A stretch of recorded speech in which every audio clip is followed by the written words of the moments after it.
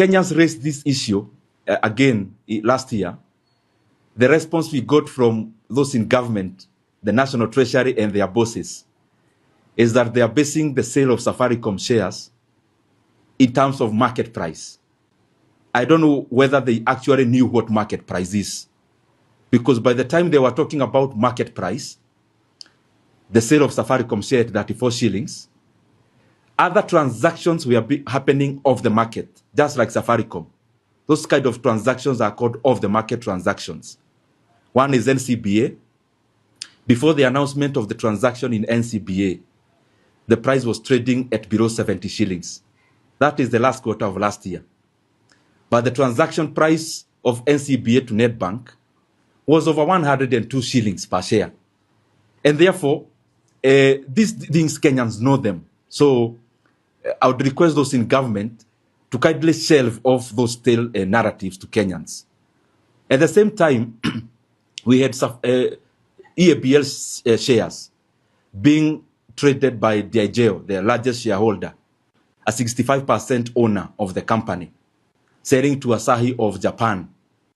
At that time, the price of EABL was around 244 shillings.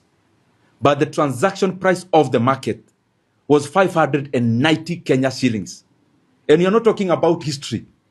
We are talking about a transaction or transactions, the NCBA one and the EABL one. We are talking about transactions that are currently happening.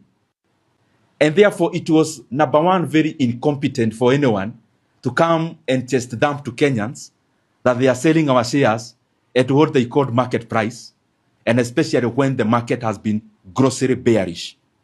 But now this is the point. You sold a narrative to Kenyans, a self-interested narrative, that the Safaricom share price at 34 shillings was being traded at an unimaginary premium. As late as last Friday, the share of Safaricom in the Nairobi Securities Exchange actually crossed the 34 shillings mark. So we are calling upon those people in government who are auctioning our assets for a song. A time has come when the markets themselves have betrayed you. The markets that you are hedging your narrative on is already past your transaction price.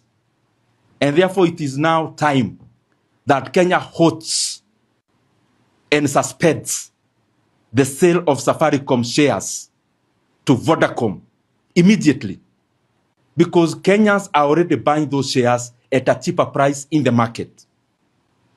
And because we've been seeing those in government just dumping, and they don't want to take responsibility to give credible feedback to Kenyans in terms of this transaction, I want to tell them this. We are giving you time to respond to issues that Kenyans are raising. And if people who are charged in negotiating for Kenyans will still continue to talk on behalf of the buyers, I am giving them this ultimatum today, that I am going to give Kenyans the contacts of the directors of Vodacom so that Kenyans can engage them directly on behalf of their 100 shares per Kenyan, which the Kenyan government is selling. So we are going to give the number of the chairman of Vodacom, Justice Saki Makozoma, and the CEO of Vodacom, who was here actually to sign the deal, Mr. Shamil Aziz Josub. So if the people in government cannot competently address the issues Kenyans are raising, Kenyans have their phones and they have the ability to engage our buyers in a competent discussion so that they stop taking Kenyans for granted and our assets for granted. Kenya Commercial Bank, it is now time also that you be patriotic. KCB Capital, which is handling this transaction, you are aware, as I am aware, that there are people lined up with stock brokerage agencies at KCB Capital.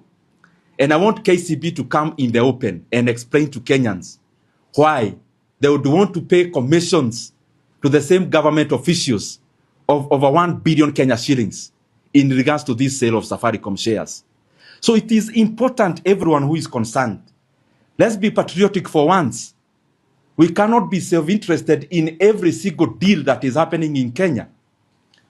This is the largest in terms of quantum since our independence.